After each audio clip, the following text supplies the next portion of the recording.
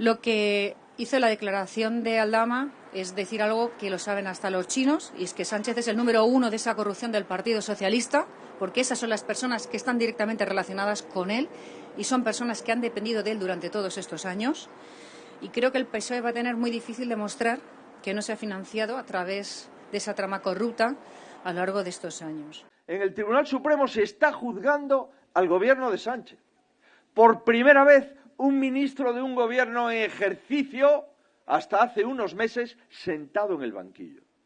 Por primera vez en el Supremo se señala al presidente del gobierno como el uno de una organización criminal por encubridor y cómplice de varios delitos.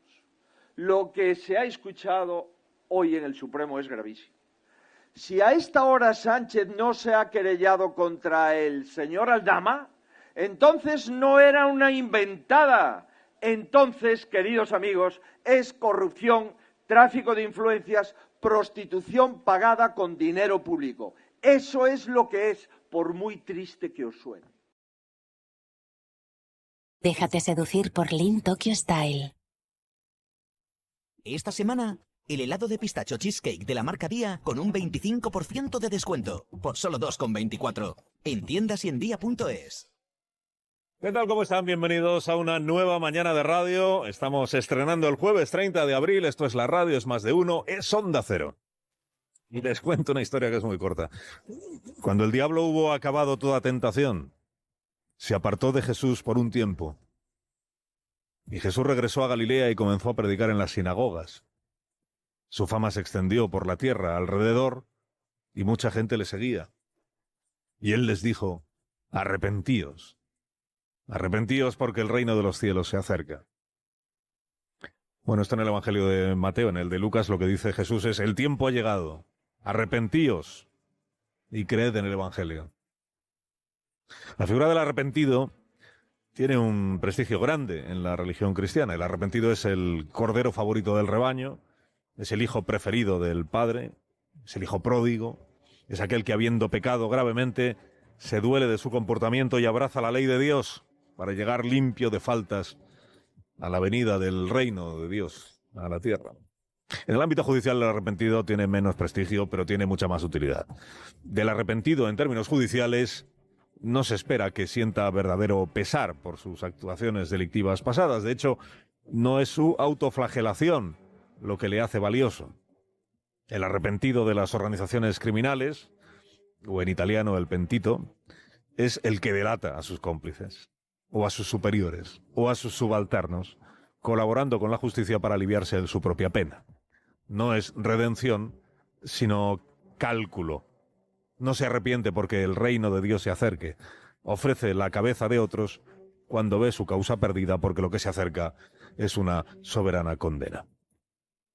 No consta que Víctor Gonzalo de Aldama cargue con un peso insoportable en su conciencia, con el peso de haber corrompido a pesos pesados de la política española para jugar con ventaja en adjudicaciones de contratos públicos, prevalerse del soborno para que empresas rivales quedaran descartadas y hacer fortuna ofreciéndose como conseguidor a empresarios afines, tan poco respetuosos como él, con el juego limpio.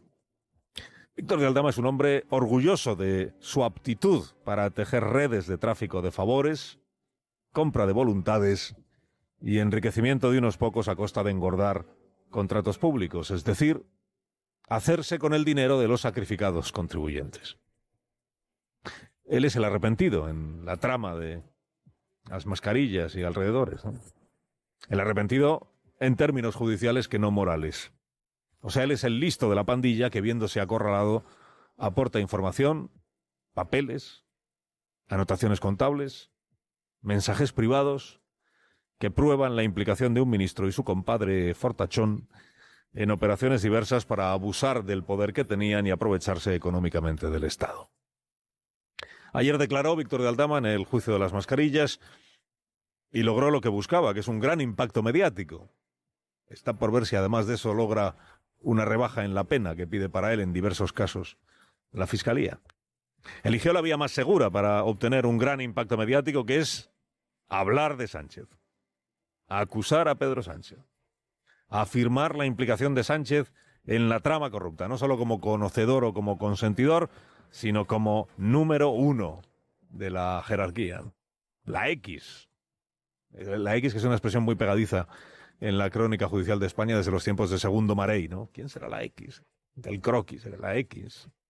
O sea que dice Aldama que arriba de todo, dirigiendo el cotarro, pringao hasta las orejas, estaba Sánchez. El señor presidente del gobierno, Pedro Sánchez, está en el escalafón 1, el señor Ábalos es el escalafón 2, el señor Koldo García en el 3 y yo en el 4. Que Koldo, cuando llamaba a alguien, la gente le cogía el teléfono, tanto ministros como asesores, era porque sabían que era una persona de Pedro Sánchez. Él mismo dice que Pedro Sánchez no le puede colocar en la Moncloa cuando se hace presidente y por eso le coloca a estancias de Santos Cerdán en el Ministerio de Transportes. Esta última parte es llamativa. O sea, Sánchez llega a la presidencia, alcanza todo el poder y le dice a Koldo que no le puede colocar en el Palacio de la Moncloa. ¿Y por qué no le puede colocar? Si es el presidente. Y entonces le coloca en el Ministerio de Transportes. Esto es lo que como todo, esto es lo que Koldo le cuenta a Víctor de Aldama. Palabrita de Koldo. Que no me podía colocar en la Moncloa. Pero si es el presidente, te puede colocar donde quiera. Bueno, Sánchez, por tanto, según esta versión, era el padrino. Sánchez estaba al tanto de todo. Sánchez le agradeció a Víctor de Aldama la labor que estaba haciendo el día aquel que le buscó para hacerse una foto con él en un acto político del PSOE, ¿no? Sánchez financió ilegalmente. El PSOE Sánchez amañó con Delsi dinero para la Internacional Socialista procedente del petróleo venezolano. En fin, como dicen las crónicas hoy, no se dejó nada. El señor Aldama fue con todo, ¿no? Entiéndase, fue con su palabra hecha látigo, su palabra hecha desquite, su palabra explosiva que él siempre pensó que haría caer al gobierno entero. Palabra de procesado pentito que aspira a ganarse no el cielo, pero sí un infierno un poco más corto en términos carcelarios. Pero sobre Sánchez, claro, Víctor de Aldama sobre Sánchez, todo lo que ha aportado es una foto en un acto de partido en Madrid en el que le coló Koldo. Tiene la lista interminable de cosas que Koldo le dijo sobre Pedro. Que dice Koldo que somos uña y carne. Que dice Koldo que él es hombre de Pedro Sánchez. Que le llama Pedro y no presidente. Koldo, que eso lo veía Aldama, porque Koldo le decía, voy a hablar con Sánchez, voy a hablar con Pedro, voy a llamar a Pedro. Y Aldama veía cómo Koldo hablaba por teléfono con uno al que llamaba Pedro y decía, pues, una gran confianza que tiene. Que una vez le dijo, te voy a arrancar la cabeza, Koldo, al tal Pedro con el que estaba hablando por teléfono. ¿Qué le dice Koldo? ¿Qué le dice Koldo que el presidente está enterado de todo? ¿Qué le dice Koldo? En algún momento, hace muchos meses, Víctor de Aldama hizo creer que tenía un cerro de pruebas concluyentes sobre la implicación de Sánchez en los negocios de sus subordinados. 2 años después de su detención, lo que ha aportado es una foto de un acto de partido en el que Sánchez insistió en conocerle, le dijo Koldo, y en el que el presidente, haciéndose la foto, le dijo a Víctor de Aldama, sé lo que estás haciendo y quiero darte las gracias.